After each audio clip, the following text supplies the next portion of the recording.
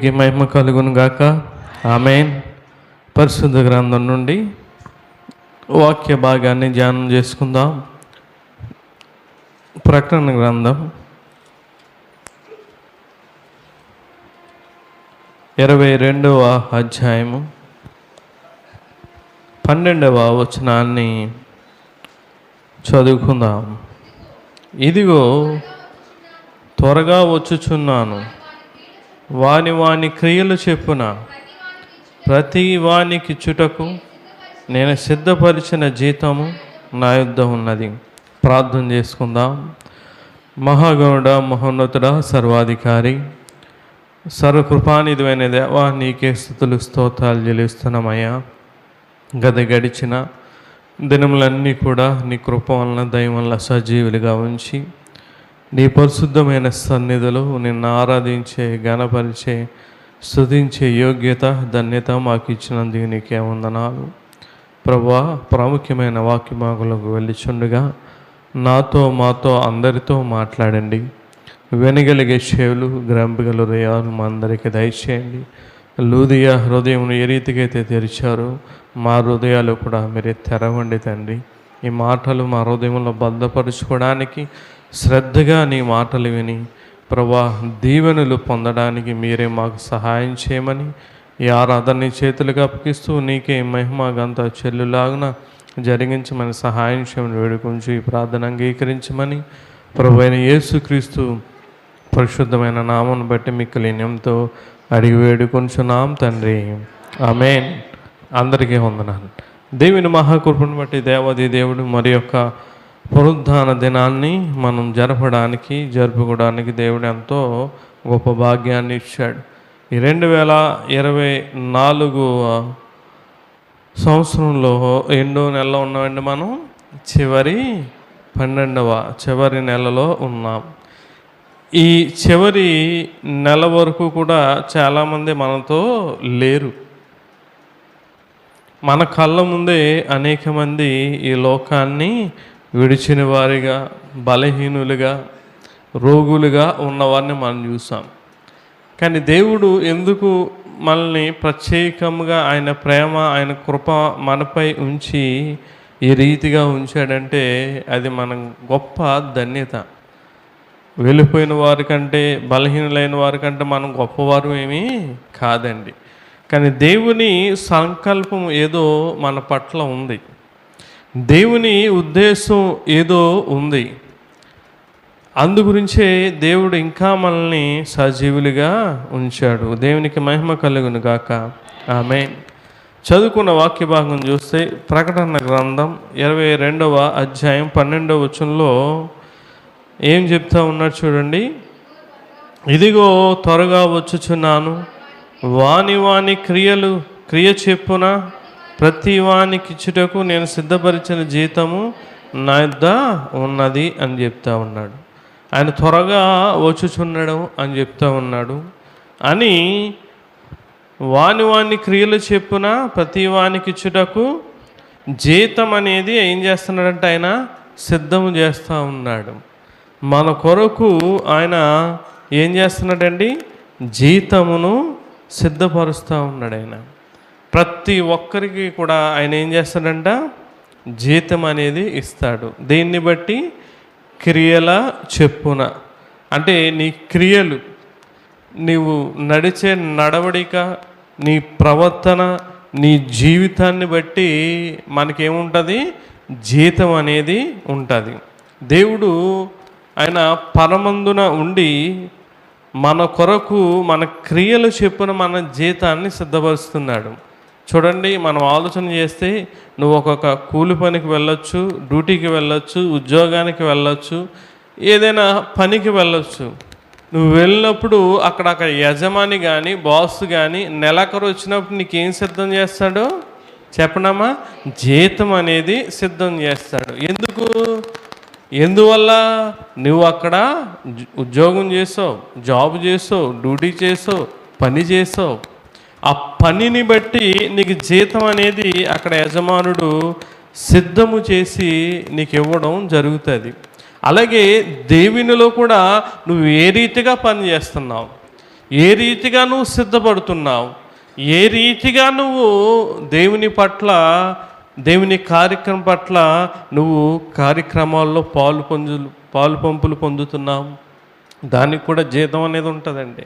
లోకంలో ఏ రీతిగా అయితే మనం జీతం తీసుకుంటున్నామో, లోకంలో ఏ రీతిగా అయితే కష్టపడి మనం సంపాదించుకుంటున్నామో, మరి దేవునిలో కష్టపడవా? దేవునిలో డ్యూటీ చేయవా? దేవునిలో వ్యాపారం చేయవా? దేవునిలో పని చేయవా? దేవునిలో జాబ్ చేయవా? దేవుడు జీతం ఇస్తానంటున్నాడు. ఆయన ఏం సిద్ధపరుస్తున్నాడంటే అండి, జీతము. వాని క్రియల చెప్పున ప్రతి వానికి ఇచ్చుటకు నేను సిద్ధపరిచిన జీతము నా యొద్ద ఉన్నది. దేవుడు మన కొరకు ఒక జీతమును సిద్ధపరుస్తూ ఉన్నాడు. మరి నువ్వు దేవుని పట్ల ఏం సిద్ధపడుతున్నావు? దేవుని విషయాల్లో కానీ, దేవుని కార్యక్రమాల్లో కానీ, దేవుని పనుల్లో కానీ దేని కొరకు మనం సిద్ధపడుతున్నాం అన్నది మనం ఆలోచన చేసుకోవాలి. పరిశుద్ధ గ్రంథంలో చూస్తే మొదటిగా ఏం చెప్తా ఉన్నాడు చూడండి. ఆమోసు గ్రంథం 4వ అధ్యాయము 12వ వచనంలో ఒక మాట చదువుదాం. కాబట్టి ఇశ్రాయేలీయులారా, మీ ఎడల నేనెలాగునే చేతును గనుక ఇశ్రాయేలీయులారా, మీ దేవుని సన్నిధిని కనబడుటకై సిద్ధపడుడి. దేవునికి మహిమ కలుగును గాక. ఆమేన్. మొదటిగా మనం దేన్ని సిద్ధపడాలి అమ్మా చెప్పండి? దేవుని సన్నిధిలో ఉండడానికి, దేవుని సన్నిధికి రావడానికి మనం ఏం చేయాలి అమ్మా? సిద్ధపడాలి. నువ్వు ఒక పనికి కానీ, డ్యూటీకి కానీ, ఎక్కడికైనా ప్రయాణం అవి వెళ్ళాలంటే మొట్టమొదటిగా మనం చేయవలసింది ఏంటి చెప్పండి? సిద్ధపాటు. సిద్ధపడకుండా ఏది ఒక టిఫిన్ వండాలన్నా, ఏమండి ఒకవేళ వండింది తినాలన్నా కూడా మనం ఏమవ్వాలి? సిద్ధపడాలి. చూడండి, కొంతమంది శ్రద్ధగా ఉంటారు, కొంతమంది బద్ధకంగా ఉంటారు. బద్ధకంగా ఉన్నవాడైనా శ్రద్ధగా ఉన్నవాడైనా ఏది చేయడానికైనా ఏం చేయాలి? సిద్ధపాటు అనేది ఖచ్చితంగా ఉంటుంది. కాకపోతే టైము వేరుగా ఉంటుంది, డిఫరెంట్ వస్తుంది. ప్రియులారా, ఒకసారి ఆలోచన చేయండి. ఇక్కడ చెప్తా ఉన్నాడు ఆమోసు గారు, మొట్టమొదటిగా నువ్వు చేయవలసింది ఏంటంటే దేవుని సన్నిధిలో ఉండడానికి మనం ఏం చేయాలి? సిద్ధపడాలి. ఈరోజున మీరు అందరూ దేవుని సన్నిధికి వచ్చారు. ఉదయాన్ని లేచి సిద్ధపడి ఇక్కడికి రాగలిగారు. సిద్ధపాటు.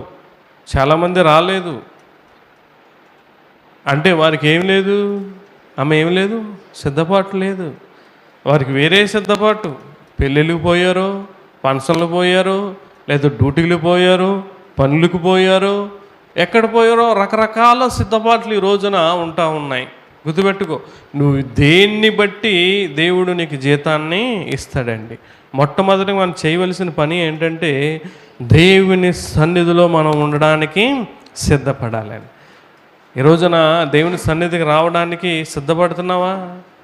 మనం ఆలోచన చేస్తే కీర్తనకారుడు అంటాడు 122వ కీర్తన మొదటి వచనంలో, ఆయన రాజుగా ఉండి రాజ్యంలో పరిపాలన చేస్తూ ఆ రాజ్యంలో అన్నీ కూడా ఆయన చూసుకుంటూ బిజీగా ఉన్న తరుణంలో చూడండి ఏమంటున్నాడు ఆయన? యెహోవా మందిరముకు వెళ్ళుదామని జనులు నాతో అనినప్పుడు నేను ఆయన బిజీ అయిపోయాడు. ఒక రాజ్యంలో రాజు, అనేకమైన పనులు ఉంటాయి, అనేకమైన వాదాలు, న్యాయం చెప్పాలి, తీరికుండదు ఆయన.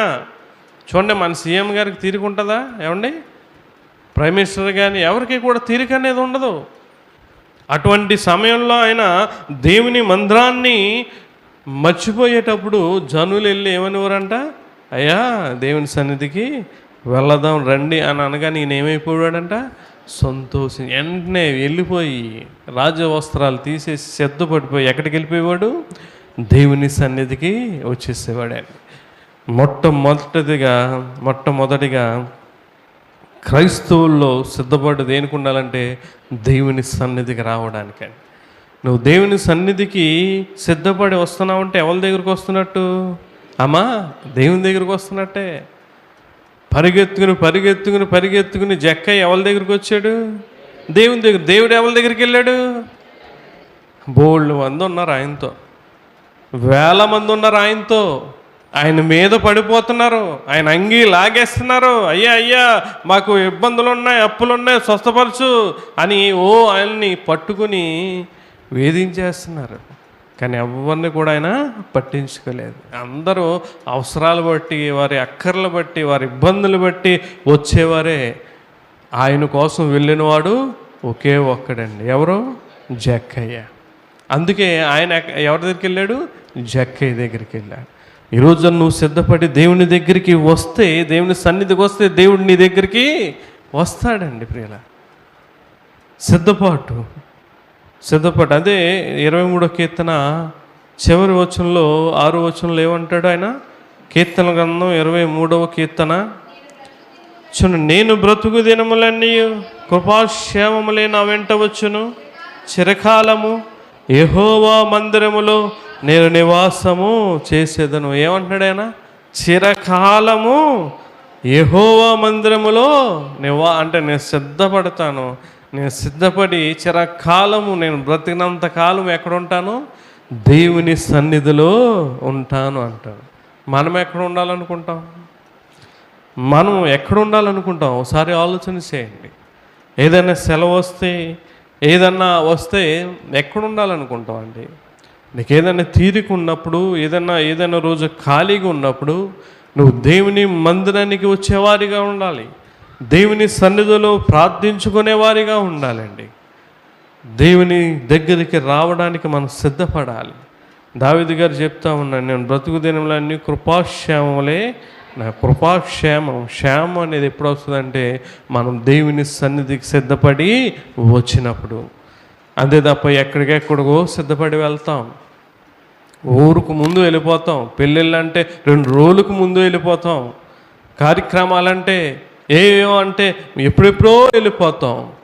కానీ దేవుని సన్నిధికి ఒక పావు గంట, అరగంట ముందు దేవుని సన్నిధికి రాలేకపోతా ఉన్నాం. పనికి ఎంతో దూరం వెళ్తావు, డ్యూటీకి ఎంతో దూరం వెళ్తావు, టయానికి వెళ్ళిపోతావు ఊరుకు ముందు లేచి. మరి దేవుని సన్నిధికి రావడానికి ఎందుకు నీకు ఆలస్యం అయిపోతూ ఉంది? సిద్ధపాటు లేదు. దావీదు గారు చూడండి ఎంత సిద్ధపడుతున్నాడు. ఆయన అంటాడు ఒక మాట, 2వ సమూయేలు గ్రంథం 7వ అధ్యాయం 29వ వచనంలో ఆయన ఏం అనుకుంటలేదండి. ఆయన నా తర్వాత నా కొడుకులు ఈ రాజ్యాన్ని స్థిరపరచాలి, రాజులుగా ఉండాలి, లేకపోతే నా బిడ్డల్ని ఆశీర్వదించు, నా బిడ్డల్ని హెచ్చించు, లేకపోతే నా బిడ్డలు జ్ఞానమి ఏమి అడుగుతలేదు దావీదు రాజు గారు. ఏమంటాడైనా చూడండి, దయచేసి నీ దాసుడైన నా కుటుంబం నిత్యము నీ సన్నిధి ఉండునట్లుగా దానిని ఆశీర్వదించుము. యెహోవా నా ప్రభువా, నీవు సెలవిచ్చి ఉన్నావు, నీ ఆశీర్వాదం నింది నా కుటుంబం నిత్యము ఆస్వాదింపబడునుగాక. ప్రియులారా, ఒకసారి ఆలోచన చేయండి. ఆయన కోరుకునేది ఏంటి? ప్రియులారా, ఏం కోరుకుంటున్నాడు ఆయన? నా కుటుంబం ఎక్కడ ఉండాలి? సిద్ధపడి దేవుని సన్నిధిలో ఉండాలి. నువ్వేమనుకుంటావు? నా బిడ్డ చదివేయాలి, నా బిడ్డ అది చేసేయాలి, నా బిడ్డ అక్కడ ఉండాలి, నా బిడ్డ ఇక్కడ ఉండాలి అని అనుకుంటావు. గొప్ప ధన్యత ఏంటో తెలుసా? నీ బిడ్డ దేవుని దగ్గర ఉండడమే. దేవుని దగ్గర ఉండడమేనండి. ఒకసారి ఆలోచన చేయండి. దావీదు ఏం చదువుకోలేదు, అరణ్యాల్లో మందలు మేపుకుంటూ పోతూ ఉండేవాడు ఆయన. అటువంటి రాజుని తీసుకొచ్చి, అటువంటి దావీదుని తీసుకొచ్చి ఎక్కడ కూర్చోబెట్టాడు? ఆయన సింహాసనం మీద కూర్చోబెట్టాడు. ఆయన అడగలే, కానీ దేవుని కొరకు ఆయన సిద్ధపడే విధానం దేవునికి నచ్చి ఆయన్ని గొప్పవానిగా చేశాడు. ఈరోజు కూడా నువ్వు దేవుని పట్ల, దేవుని సన్నిధికి రావడానికి సిద్ధపడితే నువ్వేది అడగనవసరం లేదు. నీకేది కావాలో ఆయన ఖచ్చితంగా చేస్తాడండి. చూడండి, ఒక రాజు ఈ రోజున ఆలోచన చేస్తే, ఒక ఎమ్మెల్యే నా కొడుకు ఎమ్మెల్యే అవ్వాలి, ఒక ఎంపీ నా కొడుకు ఎంపీ అవ్వాలి, లేకపోతే ఒక డాక్టర్ నా కొడుకు డాక్టర్ అవ్వాలి అని అనుకుంటున్నారు ఈ రోజున ఆలోచన. కానీ దావీదు ఎంత జ్ఞానము కలిగి, ఆత్మీయ ఆలోచన కలిగి ఉన్నాడు. నా బిడ్డలో అలా ఉండాలి, ఇలా ఉండాలి, అక్కడ ఉండాలి, అది ధరించుకోవాలి అనుకోవట్లేదు. నా కుటుంబం దేవుని సన్నిధిలో ఉండాలి సిద్ధపడి అనుకుంటున్నాడు. ఎందుకు అనంటే 84వ కీర్తన 10వ వచనంలో ఉంటుందన్నమాట. చదవండి. 84వ కీర్తన 10వ వచనంలో, నీ ఆవరణంలో ఒక దినము గడుపుట 1000 దినముల కంటే శ్రేష్టము. దేవునికి మహిమ కలుగును గాక. ఒక్క దినము గడుపుట ఏంటమ్మా?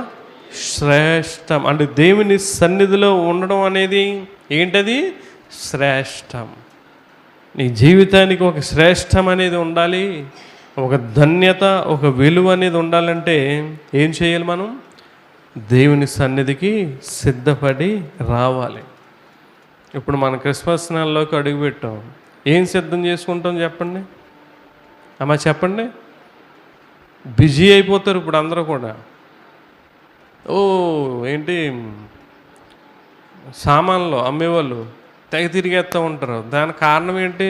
అదే మిఠాయి వాళ్ళు, ఈ ఇనుము అవి అమ్ముతారు కదా, కొనుక్కునే వాళ్ళు తెగ తిరిగేస్తూ ఉంటారు. ఏంటి? ఇల్లు ఏం చేస్తారు? ఇప్పుడు సిద్ధం చేసేస్తూ ఉంటారు. అలాగే ఒంటిని కూడా ఏం చేసేస్తారు? కొత్త కొత్త బట్టలు అవి కుట్టేసి సిద్ధం చేసేస్తారు.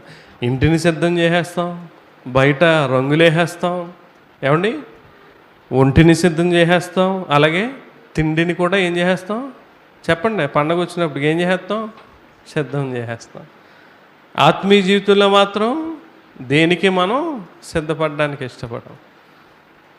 ప్రియులారా, ఒకసారి అందుకే జీతం అనేది చాలా ప్రాముఖ్యమైనది. దేవుడు మన కొరకు జీతాన్ని సిద్ధపరుస్తూ ఉన్నాడు. నువ్వు జీవించే జీవితాన్ని బట్టే, నీ ప్రవర్తన బట్టే నీ జీతం అనేది వస్తుంది. ప్రియులారా, ఒక్క దినము దేవుని సన్నిధిలో గడుపుట 1000 దినముల కంటే శ్రేష్టం. రెండవదిగా మనం చూస్తే ప్రియులారా, దేవుని సువార్త ప్రకటించడం కొరకు మనం సిద్ధపడాలి. చూడండి, రోమపత్రిక 1వ అధ్యాయము, రోమపత్రిక 1వ అధ్యాయము చూడండి 15వ వచనం మనం చదివితే, కాగా నా వలనైనంత మట్టుకు రోమాలోని మీకును సువార్త ప్రకటించుటకు సిద్ధముగా ఉన్నాను. దేవునికి మహిమ కలుగును గాక. ఆమేన్. పౌలు గారు చెప్తా ఉన్నాడు, ఆయన దేని కొరకు సిద్ధపరుస్తున్నాడు అంటండి అమ్మా? సువార్త ప్రకటించడం కొరకు. అక్కడ రోమాలో అనేక మంది నశించిపోతూ ఉన్నారు. దేవుణ్ణి ఎరగక, రక్షణ లేక అనేక మంది నాశనం అయిపోతూ ఉన్నారు. ఈయన నిజ రక్షకుడైన యేసుక్రీస్తు ప్రభువారిని అంగీకరించి అతడు ఏదైతే రక్షణ పొందుకున్నాడో ఆ రక్షణ ఎదుటివారికి కూడా తెలియచేయాలి. ఎదుటివారు కూడా ఆ నిజ రక్షకుడైన యేసుక్రీస్తు ప్రభువారిని వారు తెలుసుకోవాలన్న ఆశతో, కోరికతో ఆయన ఏం చేస్తూ ఉన్నాడండి? సిద్ధపడుతూ ఉన్నాడు సువార్త ప్రకటించడానికి. ఈరోజున నువ్వు సిద్ధపడుతున్నావా? సువార్త ప్రకటించడానికి సిద్ధపడాలండి. పౌలు గారు ఎంత సిద్ధపడితే ఆయన అంతమందిని, అన్ని సంఘాలని ఆయన రక్షించగలిగాడు. ఈ రోజున నీ సిద్ధపాటు దేనికి ఉంది? ఎవరో నీ బిడ్డని ఏదో అంటే దెబ్బలాటకి సిద్ధపడతావు, లేదా కొడతాకి సిద్ధపడతావు.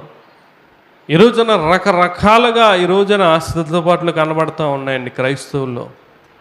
పండగలు వస్తే తాగడానికి సిద్ధపడతా ఉన్నారు, పండగలు వస్తే పార్టీలు చేసుకోవడానికి సిద్ధపడతా ఉన్నాడు. దీనిక దేవుడు ఆ పరలోకాన్ని విడిచిపెట్టి ఈ భూలోకానికి నీ కొరకు నా కొరకు వచ్చి శరీరధారి అయి మరణించాడు.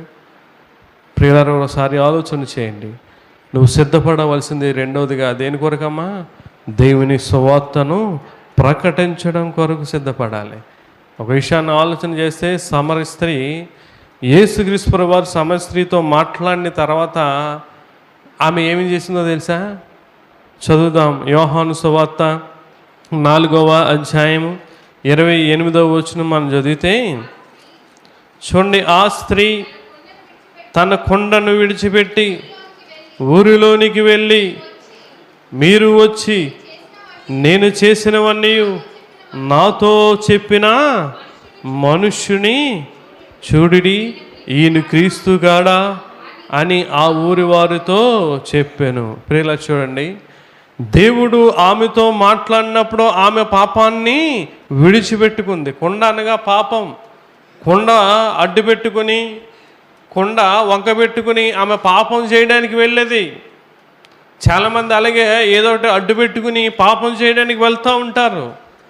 ఆ అడ్డుని నువ్వు తీసేసుకున్నప్పుడే నువ్వు సువార్త అనేది ప్రకటించగలవు. ఈమె తన కొండను విడిచిపెట్టింది, వెళ్ళిపోయి యథావిధిగా తన పని చేసుకోలేదు. ఏదో పనికి పోలేదు, ఏదో కూలి పనికి పోలేదు, ఏదో డ్యూటీకి వెళ్ళలేదు, లేకపోతే ఏదో సంపాదనకి వెళ్ళలేదు. ఎక్కడికి వెళ్ళిందామే? దేని కొరకు సిద్ధపడింది? దేవుని సువార్తను నేను ప్రకటించాలి. నేను తెలుసుకున్న క్రీస్తును వీళ్ళకు కూడా తెలియచేయాలి. ఏమంటుంది ఆయన? ఏమా, నేను చేసినవన్నీ నాతో చెప్పిన మనుషుని చూడుడి, ఈయన క్రీస్తు కాడా. రండయ్యా, రండమ్మా, రండి రండి. నేను తెలుసుకున్న రక్షణ మీరు తెలుసుకోండి, నేను పొందిన మారు మనసు మీరు పొందండి, ఆ నిజ రక్షకుడైన యేసుక్రీస్తు దగ్గరికి రండి అని చెప్పి సిద్ధపడి ఊరిలోకి వెళ్ళిందండి. సమరయులు ఊరిలోకి వెళ్ళే అర్హత లేదు. ఎందుకంటే వారు పాపపు జీవితం. వెళ్తే రాళ్ళిచ్చు కొట్టేచ్చు, ఒకవేళ చంపేయచ్చు. కానీ ఒకసారి ఆలోచన చేయండి, నేను చచ్చిపోయినా పర్లేదు, నేను ఎవరిని పరిచయం చేయాలి? అమ్మా చెప్పండి, ఎవరిని పరిచయం చేయాలి? దేవుణ్ణి పరిచయం చేయాలి. దేవుణ్ణి పరిచర్యం చేస్తూ చచ్చిపోయినా, ఆయన్ని తెలియజేస్తూ చనిపోయినా చాలు అని అనుకుందామే. వెళ్ళింది, చెప్పింది. ఆ ఊరి వారందరినీ కూడా ఎక్కడ నడిపించింది? యేసు దగ్గరకు నడిపించిందండి. యేసయ్య దగ్గరికి నడిపించింది.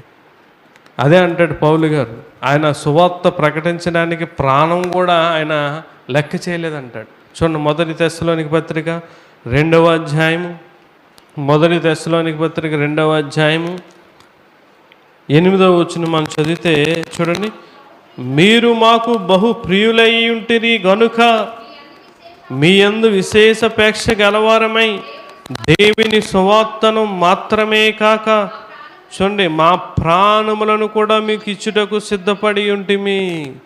దేవుని సువార్త కొరకు ప్రాణాల్ని కూడా ఇవ్వడానికి అలా ఏం చేశారండి? పౌలు గారు సిద్ధపడ్డాడు. ప్రాణం అవసరం లేదు, దేవుని సన్నిధికి రావడానికే నువ్వు సిద్ధపడవు. దేవుని మాట్లాడడానికి విన్న కూడా నువ్వు సిద్ధపడవు. దేవుని మాటలు వినడానికి కూడా నువ్వు సిద్ధపడాలి. శ్రద్ధగా కూర్చోవాలి, దేవుని మాటలు శ్రద్ధగా వినాలి.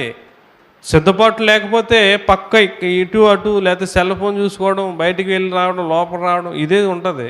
నువ్వు సిద్ధపడితే దేవుని వాక్యాన్ని శ్రద్ధగా వింటావండి. పౌలు గారు దేవుని వాక్యాన్ని ప్రకటించడానికి ప్రాణాలు పోయినా పర్లేదు అనుకుంటున్నాడు ఆయన. ఈరోజు నువ్వు ప్రాణాలు పోవవసరం లేదు, ప్రాణాలు తీసుకోవసరం లేదు. ఒక్క మాట నువ్వు నీ సాక్ష్యమే అండి. నేను అక్కడికి వెళ్ళి మారు మనసు పొందా, నేను అక్కడికి వెళ్ళి నేను వ్యసనాలు వదిలేసానని చెప్పలేకపోతున్నావు. నువ్వు దేని కొరకు ఈ రోజున మనం సిద్ధపడుతూ ఉన్నాం? యవ్వన కాలమున నరుడు కాడిమోయుట అమ్మా నరునికి మేలు అంటాడు ఆయన. విలాప వాక్యంలో 3:27 చూస్తే, యవ్వన కాలమున నరుడు కాడిమోయుట నరునికి మేలు అని చెప్తాడు. అంటే దేవుని సువార్త ప్రకటించడం అనేది మనకి ఏమిటి అమ్మా? మేలు అని చెప్తా ఉన్నాడు. ఇంకో విషయాన్ని జ్ఞాపం చేస్తాను. దేవుని సువార్త అనేది ఏంటో తెలుసా అమ్మా? దేవుని సువార్త అనేది ఐశ్వర్యము అని చెప్పాడు పౌలు గారు. మీకు విషయం తెలుసా? ఒక విషయాన్ని జ్ఞాపం చేస్తాను ఈ సందర్భంలో. సేవకులు, ఏ సేవకులైనా సేవ ప్రారంభించినప్పుడు వారి స్థితి కొద్దిగా ఉన్నా కొంతకాలానికి వారి స్థితి చాలా హెచ్చుగా ఉంటుంది. ఎందువల్ల తెలుసా? వారు క్రీస్తు సువార్త అనే ఐశ్వర్యమును ప్రకటించడం వల్ల. నువ్వు ఆ ఐశ్వర్యమును ప్రకటిస్తే దేవుడు నీకు ఐశ్వర్యమును ఇస్తాడు, క్రీస్తు ఐశ్వర్యమును. చూద్దాం ఆ మాట. చూడండి, ఎఫెసీ పత్రిక చూడండి. ఎఫెసీ పత్రిక 3వ అధ్యాయము 8వ వచనం మనం చదువుదాం. చూడండి. దేవుడు మన ప్రభు అయిన క్రీస్తు యేసునందు చేసిన నిత్య సంకల్పము చెప్పున పరలోకములో ప్రధానులకును అధికారులకును సంఘము ద్వారా తన యొక్క నానా విధమైన జ్ఞానము ఇప్పుడు తెలియబడవలనని ఉద్దేశించి శోధింప సఖ్యము కాని క్రీస్తు ఐశ్వర్యమును అన్యజనుల్లో ప్రకటించుటకును సమస్తమును సృష్టించిన దేవుని యందు పూర్వకాలము నుండి మరుగై ఉన్న ఆ మర్మమును గూర్చిన ఏర్పాటు ఎట్టిదో అందరికీ తేటపరుచుటకు పరిశుద్ధులందరిలో అల్పుడునైన నాకు ఈ కృప అనుగ్రహించెను. దేవునికి మహిమ కలుగును గాక. ఆమేన్. దేవుని సువార్త అనేది ఏంటమ్మా చెప్పండి? క్రీస్తు ఐశ్వర్యం. అక్కడ ఉందా లేదా? ఏమన్నాడైనా? శోధింప సఖ్యము కానీ క్రీస్తు ఐశ్వర్యమును అన్యజనులలో ప్రకటించను. ఈ రోజున క్రైస్తవులకి ఐశ్వర్యం ఎందుకు ఉండలేదో తెలుసా? లోకం కాదు, దేవుని ఐశ్వర్యం, దేవుడిచ్చే ఐశ్వర్యం, దేవుడిచ్చే ఆశీర్వాదం ఎందుకు ఉండట్లేదో తెలుసా? నువ్వు క్రీస్తు ఐశ్వర్యం ఏం చేయట్లేదు, అన్యజనులకు ప్రకటించడం లేదు. ప్రియులారా, ఒకసారి ఆలోచన చేయండి. సమరయ స్త్రీ గురించి, ఒక వ్యభిచారి అయిన సమరయ స్త్రీ గురించి ఎందుకు పరిశుద్ధ గ్రంథంలో దేవుడు రాశాడు? ఆమె మారు మనసు పొంది రక్షణ పొంది వెళ్ళిపోలేదు తన ఇంటికి. ఇది విడుదలేసి ఏదైనా పని చేసుకుందాం అనుకోలేదు, సిద్ధపడింది. నేను తెలుసుకున్న క్రీస్తును ఇతరులకు తెలియచేయాలి, నేను తెలుసుకున్న రక్షణ అనేక మందికి తెలియచేయాలి. అదే అండి నిజమైన క్రిస్మస్. నువ్వు వెలగాలి, ఎదుటివారిని వెలిగించేవారిగా ఉండాలి. అదే నిజమైన క్రిస్మస్. స్టార్లు పెడతారు, అది నైట్ వెలుగుతుంది, పగలో ఎలగదు. ఏమండి? మళ్ళీ డిసెంబర్లో నెల తప్ప మరలా ఎప్పుడు కనబడ. అదే నువ్వే వెలుగావు అనుకో, 365 రోజులు కూడా ఎలాగుంటావు? స్టార్లాగే ఉంటావు. ఎలాగుంటావు అమ్మా? స్టార్లాగే ఉంటావు. చాలామంది సూపర్ స్టార్, మెగాస్టార్, ఈ స్టార్లు ఉంటారు. వాళ్ళు ఎంతకాలం ఉంటారు? బతికినంతకాలం ఉంటారు. కానీ ఈ స్టారు నువ్వు బతికినంతకాలం ఎక్కడ ఉంటావు, అక్కడ కూడా ఎక్కడ పరలోక రాజ్యంలో కూడా నువ్వు ఎలా ఉంటావు? వెలుగుతూనే ఉంటావు. క్రీస్తు ఐశ్వర్యమును ప్రకటించండి. నువ్వు ప్రకటిస్తే దేవుడు నీకు ఐశ్వర్యం అనేది ఇస్తాడండి. నువ్వు ప్రకటించక నీకు అర్థం కావట్లేదు. సువార్త ప్రకటించడం అనేది క్రీస్తు ఐశ్వర్యంను పట్టుకున్నట్టే, నువ్వు దేవుణ్ణి పట్టుకున్నట్టే. నువ్వు దేవుణ్ణి పట్టుకుని ప్రకటిస్తే దేవుడు నీకు ఐశ్వర్యం అనేది గొప్పగా ఇస్తాడండి. లేదనుకో ఏమిస్తాడు? చూడండి, ఇక్కడ 1 కొరింథీ పత్రిక 9వ అధ్యాయం 16వ వచనంలో ఏమంటున్నాడు ఆయన? 1 కొరింథీ పత్రిక 9వ అధ్యాయం 16వ వచనంలో, నేను సువార్తను ప్రకటించుచున్నాను, నాకు అతిశయ కారణము లేదు, సువార్తను ప్రకటింపవలసిన భారము నా మీద మోపబడి ఉన్నది. అయ్యో, నేను సువార్తను ప్రకటింపకపోని ఎడల నాకు శ్రమ. ప్రకటిస్తే ఐశ్వర్యం, ప్రకటింపకపోతే ఏంటి అమ్మా? శ్రమ. నీకు ఇది వాక్యం అర్థమైతే ఈ నూతన సంవత్సరం నుంచి అన్న మారి నువ్వు చనిపోయి, ఒక వ్యక్తి చెప్పాడండి, ఒక భక్తుడు, నేను ఎక్కడో కానీ ప్రోగ్రాంకి వెళ్ళినప్పుడు సేవకుడు, సీనియర్ సేవకుడు, చాలా ఆత్మీయంగా దేవుని వాక్యం బోధించాడు. నేను ప్రోగ్రాంకి వెళ్తే అక్కడే ఉండి ఏదైనా మాట మనకు ఉపయోగకరమైన మాట ఉంటుందని అక్కడే కూర్చుని వింటాను. అందువల్ల చాలామంది నన్ను ఇష్టపడతారు, సేవకులు కూడా. అలాగా ఉన్నప్పుడు ఒక వ్యక్తి చెప్పాడు, నువ్వు చనిపోయేలోపు లక్షలు, కోట్లు, ఉద్యోగం, అధికారం, వ్యాపారం, పొలాలు, మేళ్ళు, మిద్దులు, బంగారం, పేరు, పరపతి ఇవి కాదు, నువ్వు చనిపోయేలోపు ఒక్క ఆత్మనైనా రక్షించి చనిపో అన్నాడు. నువ్వు ఇందాక చెప్పినవన్నీ ఉంటే నీకు ఇక్కడే స్థానం. ఒక్క ఆత్మనైనా రక్షిస్తే ఎక్కడ స్థలము పరలోకంలో అని చెప్పాడు. చాలా ఆశ్చర్యం అనిపించింది ఆ మాట నాకు. నిజమే. ఈ సమరయ స్త్రీ కూడా ఏం చేసింది చెప్పండి?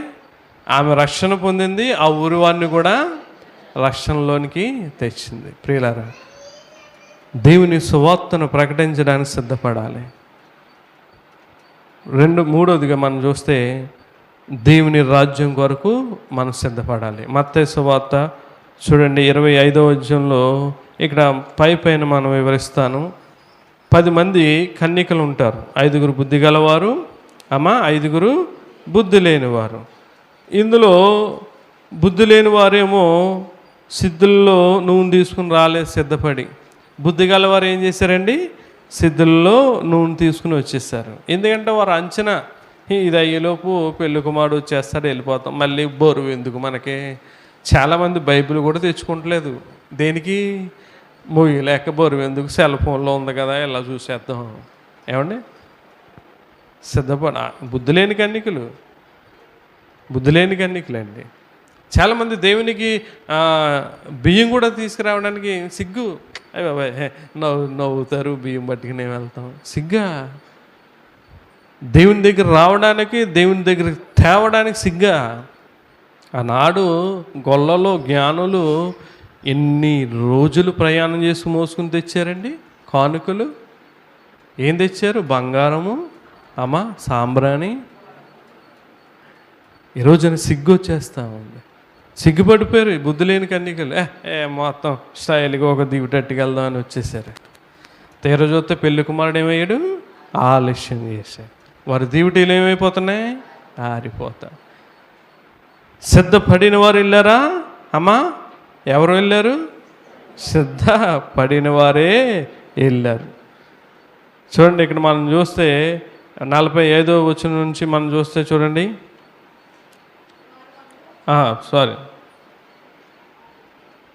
ఇక్కడ మనం చదువుదాం. మత్తయి సువార్త 25వ అధ్యాయం 10వ వచనం నుంచి మనం చదివితే, వారు కొనబోచుండగా పెళ్లి కుమారుడు వచ్చాను. అప్పుడు సిద్ధపడి ఉన్నవారు చూడండి అతనితో కూడా పెళ్లి విందుకు లోపలకు పోయారు. ఎవరు వెళ్ళారు? చెప్పండి. సిద్ధపడి ఉన్నవారా, సిద్ధపడి లేనివారా? సిద్ధపడి ఉన్నవారు. అంటే దేవుని రాజ్యం కొరకు మనం కూడా ఏం చేయాలి? సిద్ధపడాలి. ఊరికనే ఎక్కడ వస్తుంది?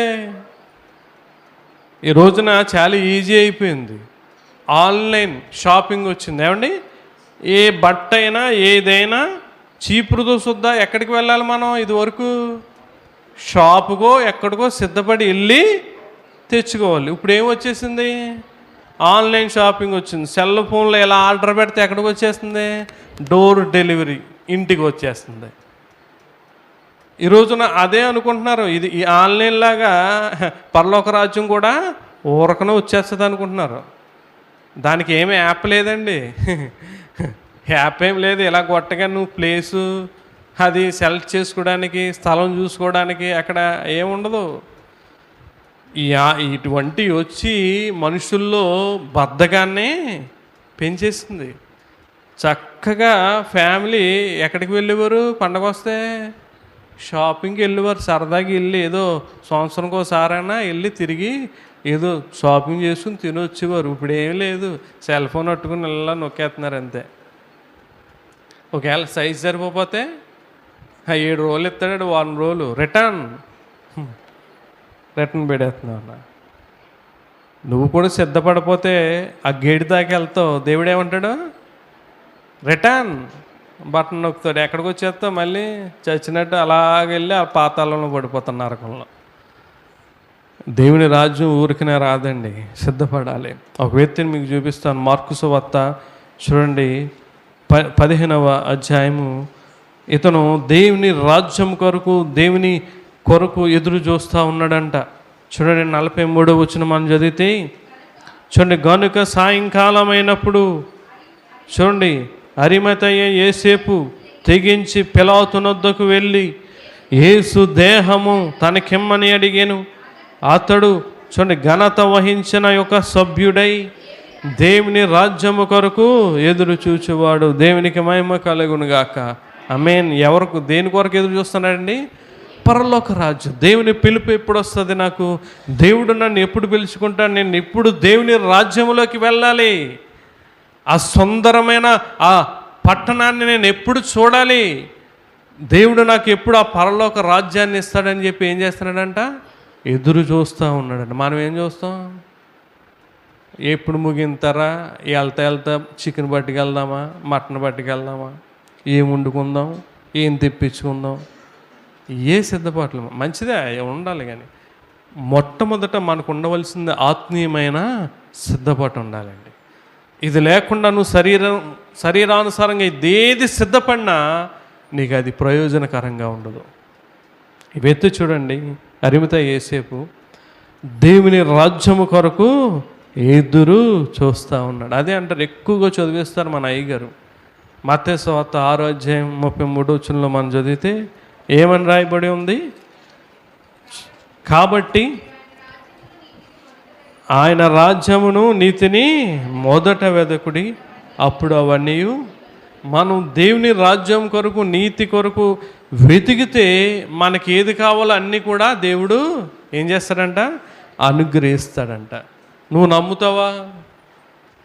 పనికి వెళ్తానే ఇది నాకు వస్తుంది, పనికి వెళ్తానే నేను ఇది కొనుక్కోగలను, డ్యూటీకి వెళ్తేనే ఇది నేను సంపాదించుకోగలను అన్న ఆలోచన నీది. కానీ దేవుడు చెప్తా ఉన్నాడు, ఆయన రాజ్యము నీతిని నువ్వు వెతుకు, దేవుడు నీకు ఏది కావాలో అది అనుగ్రహించేస్తాడన్నాడు. చూడండి, ఎబ్రీ పత్రిక 13వ అధ్యాయము, ఎబ్రీ పత్రిక 13వ అధ్యాయం 14 మనం చదివితే చూడండి, నిలువరమైన పట్టణము మనకిక్కడ లేదు. కానీ గుర్తుపెట్టుకొని పిల్లరా, నిలువరమైన పట్టణము మనకిక్కడ లేదు, కానీ ఉండబోవుచున్న దానికోసము ఎదురు చూచుచున్నాము. ఇక్కడ ఏమంటున్నాడు?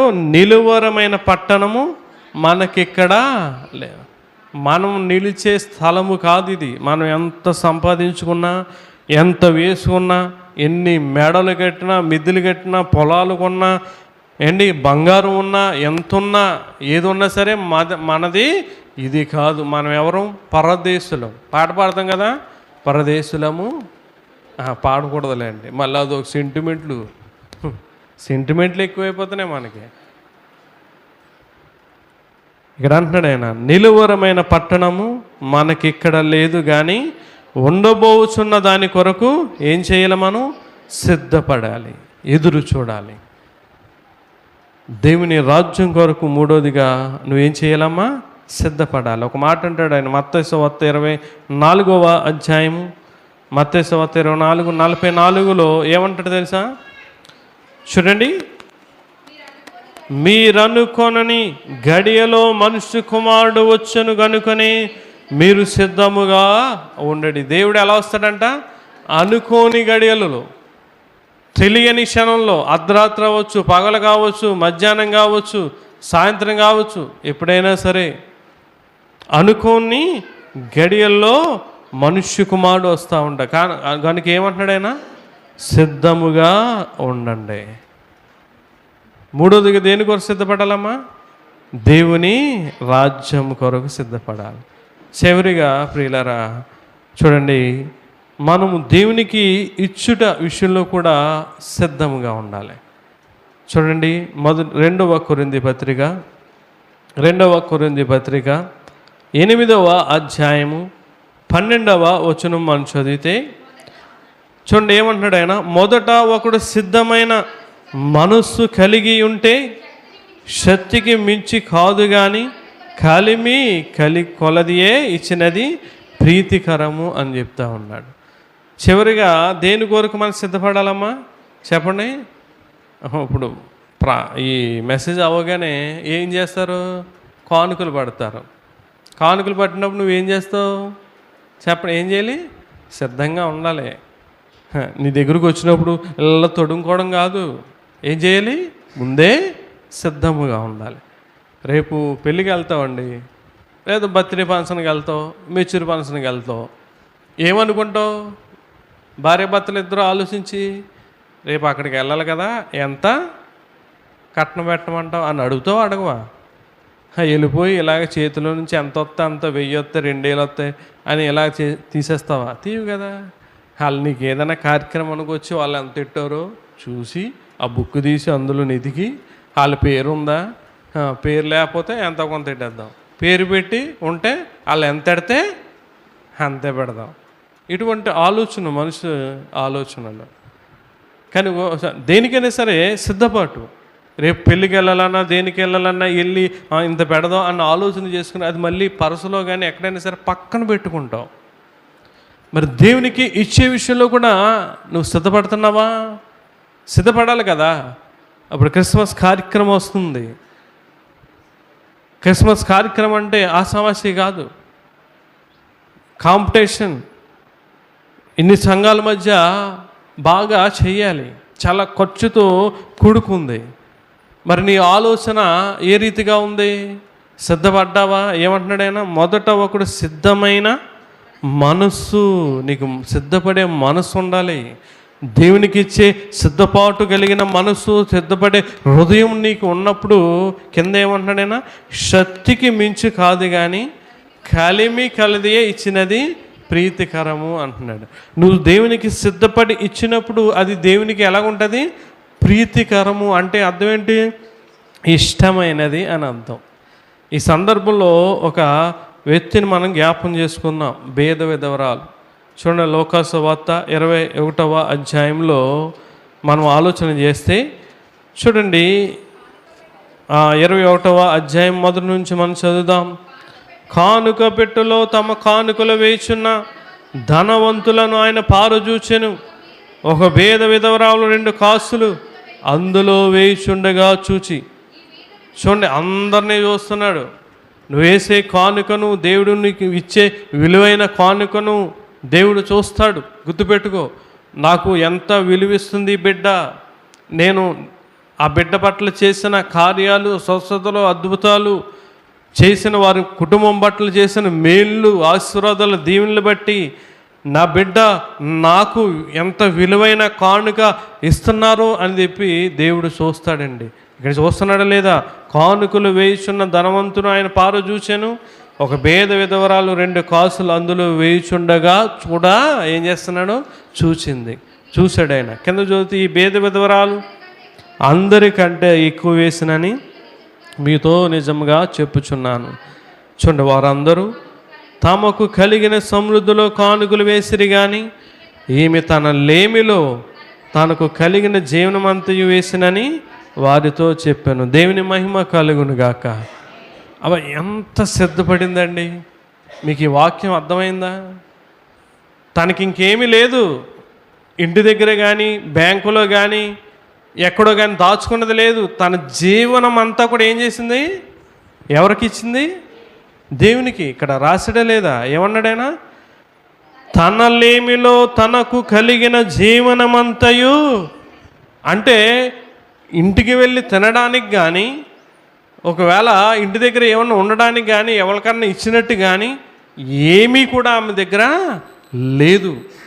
ఇవే ఉన్నాయి, ఈ 2 నేను దేవునికి ఇచ్చేయాలి అని సిద్ధపడింది. ఎందుకంటే ఆకాశ పక్షుల్ని దేవుడు పోషిస్తున్నాడు, నన్ను కూడా ఆయన పోషిస్తాడు. సాదేపతి విధవరాలను పోషించాడు కదా, నన్నెందుకు పోషించడు అని అనుకుందో ఏమో తెలియదు, కానీ ఆమె జీవనం అంతా కూడా వేస్తుందండి. ఈరోజున దేవుడు చెప్పేది ఏంటంటే, జీవనం అంతా వేసేమని కాదు, నువ్వు దేవునికి ఇచ్చేది ఏం చేయాలి? సిద్ధపడాలి.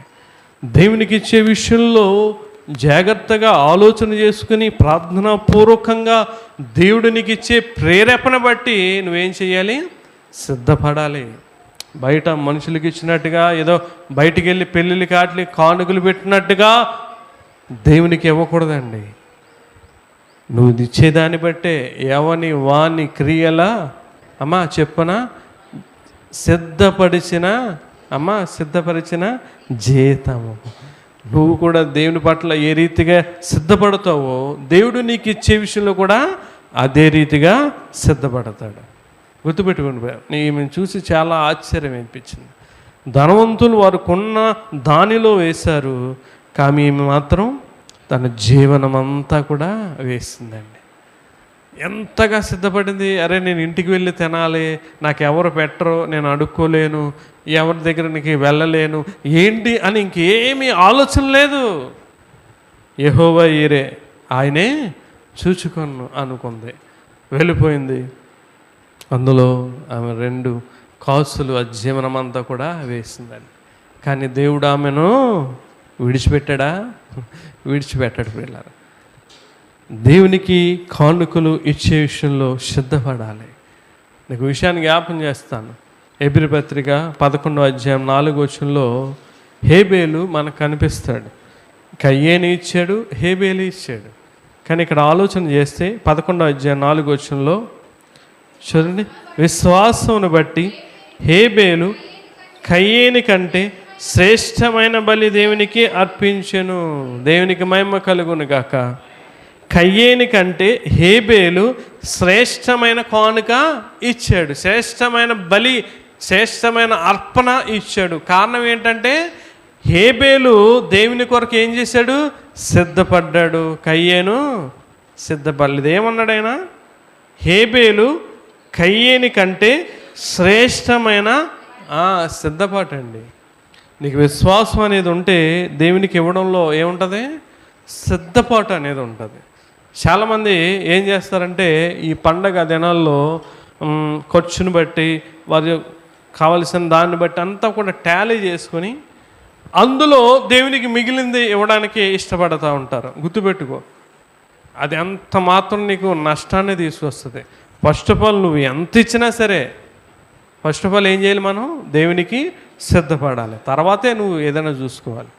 అంతే తప్ప నీకు వచ్చే శాలరీ బట్టి, వచ్చే జీతాన్ని బట్టి నువ్వు చూసుకుని టాలీ చేసుకుని లెక్కలేసుకుని నువ్వు దేవునికి ఇచ్చావు అనుకో, దేవుడు కూడా నీకు అలాగే ఇస్తాడు జీతం. గుర్తుపెట్టుకుని ప్రియులారా, చాలా జాగ్రత్తగా విశ్వాసాన్ని బట్టి, నువ్వు కలిగిన విశ్వాసాన్ని బట్టి ప్రార్థన చేసుకుని దేవునికి ఇచ్చుడు విషయంలో సిద్ధపడాలి. చివరిగా మనం చూద్దాం 2వ కొరింథీ పత్రిక 9వ అధ్యాయము 6 నుండి మనం చదివితే ఇక్కడ ఒక మాట అంటాడు. 2వ కొరింథీ పత్రిక 9వ అధ్యాయము 6వ వచనం చూడండి. కొంచెముగా విత్తువాడు కొంచెముగా పంట కోయను, సమృద్ధిగా విత్తువాడు సమృద్ధిగా పంట కోయను అని ఈ విషయమై చెప్పవచ్చును. చూడండి, సనుగు కొనకయు బలవంతముగా కాకయు ప్రతివాడును తన హృదయంలో నిశ్చయించుకున్న ప్రకారము ఇయ్యవలెను. చూడండి, నీ హృదయంలో దేవుడు నీకు ఇచ్చిన ప్రేరేపణ బట్టి, ఆత్మ ప్రేరేపణ బట్టి, విశ్వాసమును బట్టి ఏం చేయాలి? నిశ్చయించుకున్న ప్రకారము ఇయ్యవలెను. దేవుడు ఉత్సాహముగా ఇచ్చేవాడిని ప్రేమించను. దేవుని విషయంలో నువ్వు సిద్ధపడి దేవునికి ఉత్సాహముగా ఇస్తే నేనేం చేస్తాడు? దేవుడు తన్ను ప్రేమించేవారిని ఆస్తికర్తలుగా చేయును అంటాడు. దేవుడు నిన్ను ప్రేమించే సిద్ధపాటు నువ్వు కలిగి ఉండాలి. ప్రియులారా, దేవుడు చెప్తా ఉన్నాడు, దేవుడు కానుక నువ్వు దేవునికి ఇచ్చే విషయంలో సిద్ధపడాలి. ఒకడు మొదట ఏమంటున్నాడండి? ఒకడు మొదట సిద్ధమైన మనస్సు కలిగి ఉంటే శక్తికి మించి కాదు కానీ కలిమి కొలది ఇచ్చినది ప్రీతికరం. నేను లాస్ట్ ఇయర్ ఇచ్చాను, ఇంత ఇస్తాను కాదు. అప్పుడు నీకు కలిమి కలిగిందా అంతే ఇచ్చావు. ఇప్పుడు నీ కలిమి పెరిగితే పెరిగిన దాన్ని బట్టి ఇవ్వాలి. అది దేవునికి ప్రీతికరము. నేను అప్పుడు అంత ఇస్తాను, ఇప్పుడు ఇస్తాను, ఇప్పుడు అంత ఇస్తాను అనుకుంటే నీ ఇష్టం. దేవుడు కూడా నీకు ఒకే జీతాన్ని దేవుడు ఇస్తాడు. ఏమని వాని క్రియల చెప్పున వానికి జీతము దేవుడు సిద్ధపరిచాడని. దేవుడు మన కొరకు జీతాన్ని సిద్ధపరిచాడు. మనము కూడా దేవుని కొరకు ఏ రీతిగా సిద్ధపడదాం. విన్నాం 4 విషయాలు ఉదయకాలం దేవుడు నీతో నాతో మాట్లాడాడు. దేవుని ఆత్మీయ జీవితంలో సిద్ధపాటు అనేది నీకు లేకపోతే, దేవుని కృప చొప్పున మనం నూతన సంవత్సరంలోకి అడుగుపెట్టబోతూ ఉన్నాం. ఇకనైనా నూతనంగా దేవుని కొరకు సిద్ధపడదాం. సిద్ధపడి దేవుని సేవలో పరిచర్లో ముందు కొనసాగుదాం. ప్రార్థన చేసుకుందాం. ఈ కొద్ది మాటలు మన వెనుకల్లో దీవించి ఆస్వాదించును గాక. ఆమేన్. ప్రార్థన చేసుకుందాం. ఒక నిమిషం దేవుణ్ణి ప్రార్థనలో అడగండి ప్రియులారా. మన శరీరానుసారంగా అనేకమైన విషయాల్లో మనం సిద్ధపడుతూ ఉన్నాం.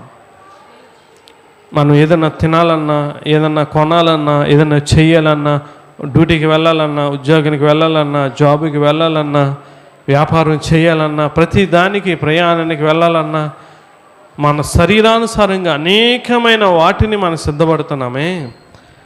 ఏ ఒక్కసారైనా దేవుని విషయాల్లో, దేవుని ఆత్మీయమైన జీవితంలో, దేవుని కార్యక్రమాల్లో, దేవుని పనుల్లో, దేవుని పరిచర్యలో నేను సిద్ధపడాలి, దేవుని కొరకు నేను ఎప్పుడు కూడా సిద్ధపడుతూనే ఉండాలి అన్న ఆలోచన ఏ ఒక్కసారైనా వచ్చిందా?